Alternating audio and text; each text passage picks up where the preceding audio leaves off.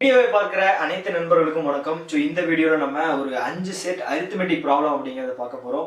So வீடியோவில் உங்களுக்கு sums அப்படிங்கிறது டிஸ்பிளே ஆகும்போது அதை பாஸ் பண்ணிவிட்டு சால்வ் பண்ணி பாருங்கள். ஸோ அதுக்கப்புறம் ப்ளே பண்ணி அதற்கான எக்ஸ்பிளனேஷன் அப்படிங்கிறத பாருங்கள். உங்களுக்கான ப்ராப்ளம் இதோ. Length of train A is twice that of train B and speed of the train A is half of that of train B. If train A crosses a man in 4 seconds, then find how long will train B take to cross train A if they go in same direction. Okay. Train A and train B. So அதோட length என்ன சொல்லிருக்காங்க? Train A ஓட half தான் வந்து train B அதோட length அப்படின்னு சொல்லிருக்காங்க. Train A வந்து 2x அப்படின்னா அதோட half length தான் வந்து train B ஓடது. அடுத்தது ஸ்பீட் என்ன சொல்லியிருக்காங்க அப்படின்னா A வந்து half B னுடைய halfனு சொல்லியிருக்காங்க. ஸ்பீட் வந்து பார்த்தீங்க அப்படின்னா எனக்கு B வந்து 2y அப்படிங்கிறது நான் ஸ்பீடாக சொல்லியிருக்கேன், x அப்படிங்கிறது லென்த்தாக வச்சிருக்கேன். 2y அப்படின்னா எனக்கு வந்து speed of the train A is எனக்கு y okay. If train A crosses a man in 4 seconds, train A, so D equal to speed into time, distance equal to speed into time. So அப்போ எனக்கு நல்லா பாருங்க, distance அப்படிங்கிறது எனக்கு வந்து 2x okay, அதாவது A ஓடது, A னுடையது எனக்கு வந்து 2x. ஸோ ஸ்பீட் அப்படிங்கிறது என்ன அப்படின்னா எனக்கு y எவ்வளோ செகண்ட்ஸ் ஆகுது அப்படின்னா 4 செகண்ட்ஸ் ஆகுது அப்படின்னு சொல்லியிருக்காங்க. ஸோ இப்போ நான் வந்து y 2x டிவைட் பை 4 அப்படின்னு எடுத்தேன் அப்படின்னா எனக்கு வந்து என்ன ஆகும், 1/2 ஆகுமா. y னுடைய வேல்யூ வந்து 1/2x கரெக்டு தானே, 1/2x. ஸோ இதை வந்து நீங்கள் ஃபர்ஸ்ட் ஈக்குவேஷன் அப்படிங்கிறதா வச்சுக்கலாம்.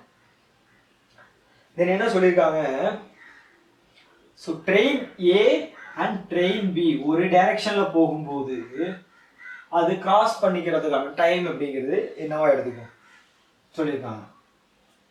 நல்லா பாருங்க, ட்ரெயின் A லென்த் என்ன 2x, ட்ரெயின் B யோட லென்த் x. ஸோ அது ஒரே டைரக்ஷனில் போகுது அப்படின்னா அதனுடைய ஸ்பீட் அப்படிங்கிறது மைனஸ் ஆகும். ஸோ ஸ்பீட் நீங்கள் மைனஸ் பண்ணீங்க அப்படின்னா 2y மைனஸ் y அப்படிங்கிறது எனக்கு y அப்படிங்கிறது கிடைக்குமா. ஓகே, எனக்கு ஸ்பீட் அப்படிங்கிறது தெரியாது, சாரி டைம் எவ்வளோ எடுத்துக்கும் அப்படிங்கிறது தெரியாது. ஸோ இப்போ நல்லா பாருங்க, இந்த y அப்படிங்கிறது இங்கே சப்ஸ்டியூட் பண்ணீங்க அப்படின்னா நமக்கு டைம் அப்படிங்கிறது எவ்வளோன்னு தெரியும். ஸோ y நான் இப்போ சப்ஸ்டியூட் பண்ணும்போது 1/2x. ஸோ இந்த வேல்யூ வந்து பார்த்தீங்க அப்படின்னா உங்களுக்கு 3x கரெக்டா, 3x நீங்கள் ப்ளஸ் பண்ணீங்க அப்படின்னா உங்களுக்கு 3x வருமா. ஓகே, ஸோ இந்த 2 அப்படிங்கிறது மேலே போகும் 2. ஸோ எக்ஸும் எக்ஸும் கேன்சல் ஆகும், நமக்கு ஃபைனல் ஆன்சர் வந்து 6 அப்படிங்கிற ஆன்சர் வந்து கிடைக்கும். ஸோ ட்ரெயின் AB அது ரெண்டும் கிராஸ் ஆகிக்கிறதுக்கான டைம் அப்படிங்கிறது என்ன அப்படின்னா நமக்கு 6 செகண்ட்ஸ் அப்படிங்கிறது ஆன்சராக வருது. Okay, the person spends 30% of his salary on EMI, he spends 10% of remaining amount on rent, he divides rest of the monthly salary equally between his son and daughter. It's if his son got 9,450, then the total annual EMI paid by the person is what? Okay, so our salary அப்படிங்கிறது நம்ம person 100% அப்படின்னு எடுத்துக்கிட்டோம் அப்படின்னா அதில் 30% என்ன சொல்லியிருக்காங்க, இஎம்ஐக்கு 30%, remaining எவ்வளோ இருக்கும் நமக்கு 70%. ஸோ ரிமைனிங் 70%ல் 10% வந்து ரெண்ட்டுக்கு பே பண்ணிடலாம், 10% வந்து நமக்கு 7, அது வந்து ரெண்ட். மிச்சம் இருக்கிறது 63%, அதை வந்து ஈக்குவலாக பிரித்து தரும்போது நமக்கு 1.5 31.5 யாராருக்கு சன் அண்ட் டாட்டர் ரெண்டு பேருக்கு வந்து ஈக்குவலாக பிரித்து தந்துடலாம். சன்னோட அமௌண்ட் வந்து எவ்வளோ இருக்கும் அப்படின்னா 9450 அப்படிங்கிற அமௌண்ட் வந்து சொல்லியிருக்காங்க. ஸோ அப்போது எனக்கு சன்னோட அமௌண்ட் வந்து 9450 அப்படின்னு இருக்கா. ஸோ இதை வந்து இதால் டிவைட் பண்ணும்போது எனக்கு வந்து 1% அப்படிங்கிற வேல்யூ வந்து கிடைச்சிருமா. 9450 அப்படிங்கிறது எனக்கு 31.5%. ஸோ அப்போ எனக்கு 1% அப்படிங்கிறது கிடைச்சிடும். ஸோ இது 1% கிடைச்சதுல நான் இன்டூ 30 பண்ணேன் அப்படின்னா எனக்கு டோட்டல் மந்த்லி இஎம்ஐ அப்படிங்கிறது கிடைச்சிடும். ஸோ மந்த்லி இஎம்ஐ கிடைச்சிருச்சு அப்படின்னா எனக்கு நான் அதை வந்து 12ஆல மல்டிப்ளை பண்ணேன் அப்படின்னா எனக்கு வந்து என்ன கிடைச்சிடும்? 12ஆல மல்டிப்ளை பண்ணேன் அப்படின்னா எனக்கு 12ஆல மல்டிப்ளை பண்ணா ஆனுவலாக நான் எவ்வளோ இஎம்ஐ பே பண்ணுவேன் அப்படிங்கிறது எனக்கு கிடைச்சிடும்.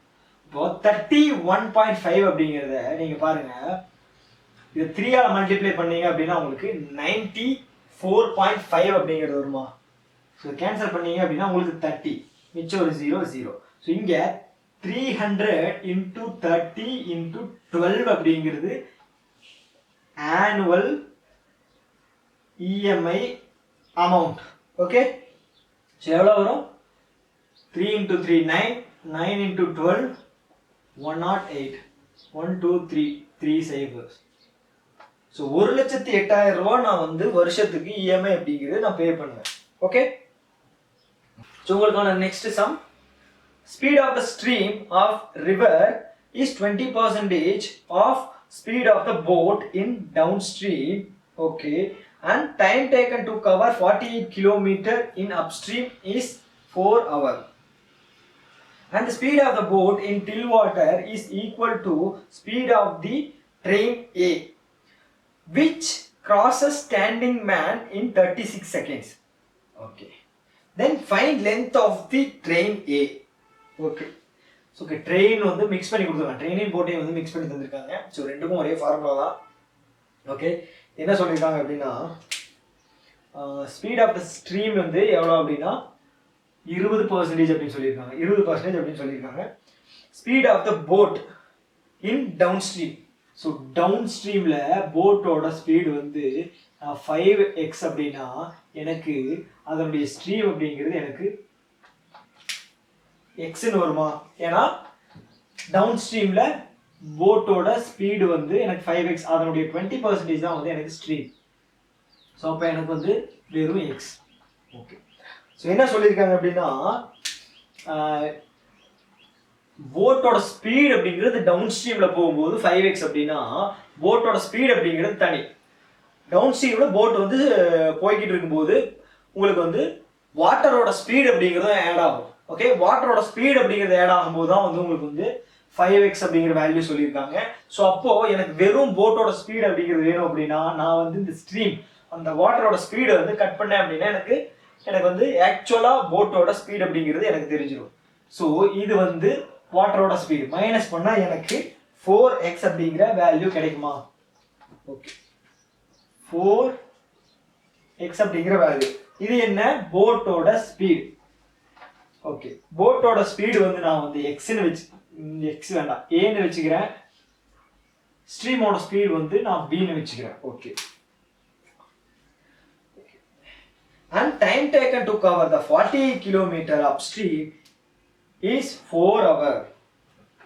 ஸோ 48 கிலோமீட்டருக்கு அப்ஸ்ட்ரீம். அப்ஸ்ட்ரீம் அப்படிங்கும்போது உங்களுக்கு வந்து என்ன, உங்களுக்கு ஸ்பீட் அப்படிங்கிறது போட்டோட ஸ்ட்ரீமோட ஸ்பீட் அப்படிங்கிறது கட் ஆகும். அப்போ பார்த்துக்கோங்க, 48 கிலோமீட்டர் அப்ஸ்ட்ரீம் அப்படின்னா எனக்கு a minus b which is equal to எவ்வளோ தந்திருக்காங்க? 4 hours அப்படின்னு தந்திருக்காங்க. இப்போ எனக்கு 48 3x 4 12 4. So x is equal to எனக்கு 4 வருமா? 4 தானே? 4 12 4. ஸோ எக்ஸோட வேல்யூ வந்து எனக்கு 4 16. ஓகே, ஸோ என்ன சொல்லியிருக்காங்க? Speed of the boat in still water is equal to speed of the train. Speed of the boat in still water வந்து நமக்கு 16 கிலோமீட்டர். ஓகே, ஸோ அப்போ நமக்கு வந்து speed of the train அப்படிங்கிறது, ட்ரெயினோட ஸ்பீடு அப்படிங்கிறது என்ன வச்சுக்கலாம்? ஓகே, ட்ரெயினோட ஸ்பீடும் போட்டோட ஸ்பீடும் வந்து நமக்கு சேம் தான். ட்ரெயினோட ஸ்பீடு வந்து நமக்கு 60 km/h. Okay okay, the train A which crosses a standing man in 36 seconds. So அதனுடைய லென்த் என்னன்னு கேட்டிருக்காங்க. ஸோ நின்றுட்டுக்கிற ஒரு ஆளை வந்து அந்த ட்ரெயின் வந்து கடற்கரைக்கான எடுத்துக்கிற டைம் வந்து 36 செகண்ட்ஸ். ஸோ அதனுடைய லென்த் என்ன, ட்ரெயினோட லென்த் என்னன்னு கேட்டிருக்காங்க. ஓகே, ஸோ லென்த் எனக்கு தெரியாது. ஓகே, அதனுடைய ஸ்பீட் அப்படிங்கிறது என்ன, எனக்கு 16 கிலோமீட்டர். கடத்துக்கிறதுக்கு அதாவது கிராஸ் பண்ணி போறதுக்கு எடுத்துக்கிற டைம் வந்து 36 செகண்ட்ஸ். ஓகே, நீங்க இதை வந்து இந்த பக்கம் கொண்டு போகும்போது உங்களுக்கு 36 × 16. ஓகே, ஸோ இப்படியே நீங்க பண்ணி போட்டீங்க அப்படின்னா உங்களுக்கு வந்து எப்படி இருக்கும் அப்படின்னா இது வந்து கிலோமீட்டர்ல கிடைக்கும். நீங்க மீட்டரா கன்வெர்ட் பண்ணணும் அப்படின்னா உங்களுக்கு வந்து 5/18 அப்படின்னு போட்டீங்க அப்படின்னா கிலோமீட்டர் வந்து மீட்டர் பர் செகண்டை வந்து கன்வெர்ட் பண்ணணும் அப்படின்னா 5/18 போட்டீங்க அப்படின்னா உங்களுக்கு கிடைச்சிடும் 2×10⁻160. ஓகே, அப்போ எனக்கு என்ன லென்த் ஆஃப் த ட்ரெயின் ஏ வந்து எனக்கு என்ன கிடைச்சிருக்கு 160. ட்ரெயினோட லென்த் வந்து எனக்கு வந்து 160 அப்படிங்கிறது கிடைச்சிருக்கு. இதுதான் உங்களுக்கு ஃபைனல் ஆன்சர். ஓகே, ஸோ உங்களுக்கான next some. A can do the 1/3 of the work in 16 days. B can do 1/4 of the work in 16 days. And the efficiency of a C is twice that of A. If A works for 3 days and left the work, and then B worked for 8 days and left, then the remaining work is completed by C in how many days? Okay, so ஒரு work இருக்கு. So அதை வந்து 3 பேர் வந்து தனித்தனியாக பண்ணுற time தந்துருக்காங்க. ஒவ்வொருத்தரும் ஒவ்வொரு பர்டிகுலர் டைம்ல வந்து லெஃப்ட் ஆயிடுவாங்க. ஸோ கடைசியாக வந்து இருக்கிற டைம் வந்து சி வந்து எவ்வளோ நாளில் வந்து செஞ்சு முடிச்சா அப்படிங்கிறது தான் கொஸ்டின் தந்துருக்காங்க. A B C time taking வந்து பார்த்தீங்க அப்படின்னா 1/3 ஒர்க்கு வந்து 16 டேஸ் எடுத்துக்குவோம். ஸோ 3 ஒர்க் அப்படிங்கிறது டோட்டல் ஒர்க்கு. அதில் வந்து ஒரு ஒர்க் பண்ணுறதுக்காக அவர் வந்து 16 அப்படிங்கிற டைம் அப்படிங்கிற எடுத்துக்கிறாரு அப்படின்னா அப்போ டோட்டல் அப்படிங்கிறது எவ்வளோ டைம் எடுத்துக்குவாரு 3 × 16 48 டேஸ். ஓகே, 1/4 ஒர்க் அப்படிங்கிறது பி வந்து 16 டேஸ் எடுத்துக்கிறாராம். ஸோ அதே மாதிரி தான் 1 ஒர்க் அப்படிங்கிறது 16 டேஸ், 2 ஒர்க் அப்படிங்கிறது வந்து பார்த்தீங்கன்னா 24. அப்போ 4 கம்ப்ளீட்டாக அவர் வந்து அந்த ஒர்க்கை முடிக்கிறதுக்காக எடுத்துக்கிற டைம் வந்து பார்த்தீங்கன்னா 64 டேஸ். ஸோ நமக்கு சி வந்து என்னன்னு தெரியாது. பட் ஆனால் எஃபிஷியன்சி வந்து ஏயோட வந்து டபுளாக இருக்கும் அப்படிங்கிறத சொல்லியிருக்காங்க. Twice the efficiency of A. Okay, இப்போ நல்லா பாருங்க. ஸோ இது ஜஸ்ட் ஆப்போசிட் தான் வந்து நமக்கு எஃபிஷியன்சி. கரெக்ட் தானே? டைமோட ஜஸ்ட் ஆப்போசிட் தான் வந்து எஃபிஷியன்சி. டைம் வந்து இவர் வந்து 64 எடுத்துக்கிட்டாரு அப்படின்னா இவர் 48. கரெக்டா? Sorry, efficiency. இது வந்து டைம், இது வந்து efficiency. Just opposite. Okay, so இப்போ என்ன சொல்லியிருக்காங்க அப்படின்னா இந்த efficiency of C is twice. Efficiency of C வந்து டுவைஸ் அப்படின்னு சொல்லியிருக்காங்க. 128 அப்படிங்கிறது சொல்லியிருக்காங்க. ஓகே, 128 அப்படிங்கிறது சொல்லியிருக்காங்களா? ஸோ இதை வந்து நீங்கள் கேன்சல் பண்ணீங்க அப்படின்னா 3 4 8 அப்படிங்கிற வேல்யூ கிடைக்குமா? ஓகே, ஸோ இப்போ நல்லா பாருங்க. 4 அப்படிங்கிறது வந்து 48 அப்படின்னு சொல்லியிருக்காங்களா? ஓகே, ஸோ என்ன அப்படின்னா ஒரு நாள் 4 யூனிட் பண்ணா அவன் வந்து 48 டேஸ் வந்து அதை எடுத்துக்குவான். அப்போ ஒரு நாள் வந்து 8 யூனிட் பண்ணா அப்படின்னா அவன் எவ்வளோ டைம் அப்படிங்கிறது எடுத்துக்குவான்? இதெல்லாம் ஹாஃப் தானே. ஜஸ்ட் வந்து எஃபிஷியன்சிக்கு ஆப்போசிட் வந்து நமக்கு வந்து டைம் அப்படின்னா நமக்கு வந்து 24 டேஸ் அப்படிங்கிறது சி அப்படிங்கிறது எடுத்துக்குவாரா? கரெக்ட் தானே? 24 டேஸ். ஓகே, அதாவது எஃபிஷியன்சியில் வந்து ஹாஃப் அப்படின்னா டைமில் வந்து டபுள் ஏ. அப்போ டைமில் வந்து 24 இருந்தால் 48, 8 இருந்தால் ஹாஃப் நமக்கு 4. கரெக்ட். ஸோ இப்போ இந்த 24 64 48. ஸோ இதனுடைய எல்சிஎம் எடுத்தீங்க அப்படின்னா உங்களுக்கு என்ன வேல்யூ வரும் அப்படின்னா உங்களுக்கு 192 வருமா? 192 அப்படிங்கிற வேல்யூ வரும். இது வந்து ஏ பி சி 192 அப்படிங்கிற வேல்யூ வரும். உங்களுக்கு 4 3 8. ஓகே, சி வந்து ஒரு நாளைக்கு வந்து 8 யூனிட் அப்படிங்கிறத கம்ப்ளீட் பண்ணுவா. பி வந்து 3 யூனிட் கம்ப்ளீட் பண்ணுவான், ஏ வந்து 4 யூனிட் கம்ப்ளீட் பண்ணுவான். அப்போ நமக்கு டோட்டல் ஒர்க் அப்படிங்கிறது 192. ஓகே, 192 அப்படிங்கிறது எனக்கு வந்து total work. Okay, total work 192. என்ன கண்டிஷன் தந்திருக்காங்க அப்படின்னா ஏ ஒர்க்ஸ் ஃபார் 3 days. ஏ வந்து 3 நாள் தான் வேலை செய்வானா, 4 into 3 3 நாள் வேலை செய்வான், அதுக்கப்புறம் லெஃப்ட் ஆயிடுவான். ஸோ அதுக்கப்புறம் வந்து என்ன சொல்லியிருக்காங்கன்னா பி ஒர்க்ஸ் ஃபார் 8 days. பியோட யூனிட் என்ன 3. B works for 8 days. அதுக்கப்புறம் பி அப்படிங்கிறது வந்து லெஃப்ட் ஆயிடுவான். பி அப்படிங்கிறது வந்து லெஃப்ட் ஆயிடுவான். ஸோ அதுக்கப்புறம் வந்து remaining work. So remaining work அப்படிங்கிறது நமக்கு வந்து இதை வந்து மைனஸ் பண்ணோம் அப்படின்னா தெரியும். வந்து ரிமைனிங் ஒர்க் வந்து எவ்வளோ அப்படின்னு பார்த்தீங்க அப்படின்னா ஒரு நாளைக்கு வந்து 8 சி. ஆனால் வந்து எவ்வளோ நாளில் செய்வோம் அப்படிங்கிறது நமக்கு தெரியாது. கரெக்டா? ஓகே. ஸோ அப்போது நீங்கள் இதை மல்டிப்ளை பண்ணி ப்ளஸ் பண்ணி இந்த பக்கம் கொண்டு போனீங்க அப்படின்னா உங்களுக்கு வந்து ஒரு வேல்யூ கிடைக்கும். அதை 8ஆல் டிவைட் பண்ணிங்கன்னா உங்களுக்கு ஆன்சர் அப்படிங்கிறது கிடைச்சிடும். ஸோ 24 12 எனக்கு 36. 36 மைனஸ் பண்ணேன் அப்படின்னா எனக்கு என்ன வேல்யூ வரும்? 30 மைனஸ் பண்ணால் 162 156 அப்படிங்கிற வேல்யூ கிடைக்குமா? ஓகே.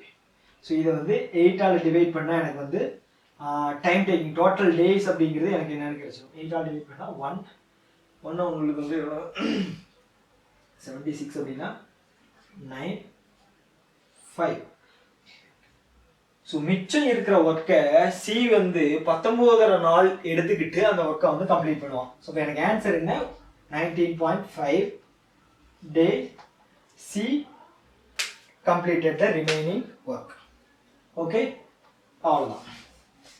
ஸோ உங்களுக்கான அடுத்த some. Average present age of the family including father, mother, son is 23 years. If a baby born after 4 years, then find the average age of the son and born baby after 7 more years, given that the average present age of the father and mother is 27 years. Okay. So average age of the family including father, mother and son 23 years. Average age present la present oda father, mother, son மூணு பேர்த்தோட average வந்து 27 அப்படின்னு தந்திருக்காங்க. Okay. So அப்போ நான் எனக்கு வந்து total அவங்களோட மூணு பேர்த்தோட வயசு என்ன அப்படின்னு எனக்கு தெரிஞ்சிச்சு அப்படின்னா 81 அப்படிங்கிறது father plus mother plus son அப்படிங்கிறது சொல்லியிருக்காங்க. ஸோ கடைசியாக என்ன சொல்லியிருக்காங்க அப்படின்னா average present age of father and mother is 27. மதரும் ஃபாதரோட ஆவரேஜ் ஏஜ் வந்து 27 அப்படின்னு சொல்லியிருக்காங்க. ஓகே. ஸோ சாரி ஒரே நிமிஷம் மன்னிச்சிருங்க. 23 மூணு பேரோட ஆவரேஜ் வந்து 23. 23 அப்படின்னா எனக்கு வந்து 69. ஓகே, 69. ஸோ ஃபாதரும் மதர் அவங்களோட ரெண்டு பேர்த்தோட ஆவரேஜ் வந்து 27 அப்படின்னா எனக்கு வந்து டோட்டல் ஏஜ் அவங்களோட 54. 54 69. ஸோ அப்போ சன் அவரோட வயது வந்து எனக்கு 15 அப்படிங்கிறது கிடைச்சிடும். 15 அப்படிங்கிறது கிடைச்சிருச்சா? ஓகே. 15 அப்படின்னு கிடைச்சதுக்கப்புறம் என்ன சொல்லியிருக்காங்க? If baby born after 4 years. Okay, son வந்து 15 வயசு ப்ரெசென்ட்ல. ஸோ 4 வருஷத்துக்கு அப்புறம் வந்து ஒரு குழந்தை பிறக்குது. ஓகே. ஸோ 4 வருஷத்துக்கு அப்புறம் அந்த சன் அவரோட வயசு என்னன்னு பார்த்துட்டீங்க அப்படின்னா 19. ஆனால் அந்த பேபியோட வயசு வந்து 0. அப்போதான் வந்து அந்த குழந்தை பிறக்குது. ஓகே. ஸோ அதுக்கப்புறம் வந்து பார்த்தீங்க அப்படின்னா the average age of the average age of the son and a born baby age after 7 more years எவ்வளோன்னு கேட்டிருக்காங்க. 7 more years. 7 more years அப்படின்னா இங்கே இருந்து எனக்கு 7 வருஷத்துல ஓகே ஒரு வேல்யூ வரும் இல்லையா? இவங்களோட ஆவரேஜ் என்னன்னு கேட்டிருக்காங்க. ஆவரேஜ் என்னன்னு கேட்டிருக்காங்க. ஸோ இங்கிருந்து எனக்கு 7 பண்ண அப்படின்னா எனக்கு சன் அவனோட வயது வந்து எனக்கு 26. புதுசாக பிறந்திருக்கிற குழந்தை அதோட வயசு வந்து எனக்கு 7. ஸோ ரெண்டு பேரையும் ப்ளஸ் பண்ணால் எனக்கு 33. அதனுடைய ஆவரேஜ் 33 அப்படின்னா எனக்கு டோட்டல் ஏஜ் 33 அப்படின்னா அவங்களுடைய ஆவரேஜ் என்ன அப்படின்னா 16.5. ஸோ 16.5 அப்படிங்கிறது தான் அவங்க ரெண்டு பேர்த்தோட ஆவரேஜ் ஏஜ். ஸோ அவ்வளோதான்.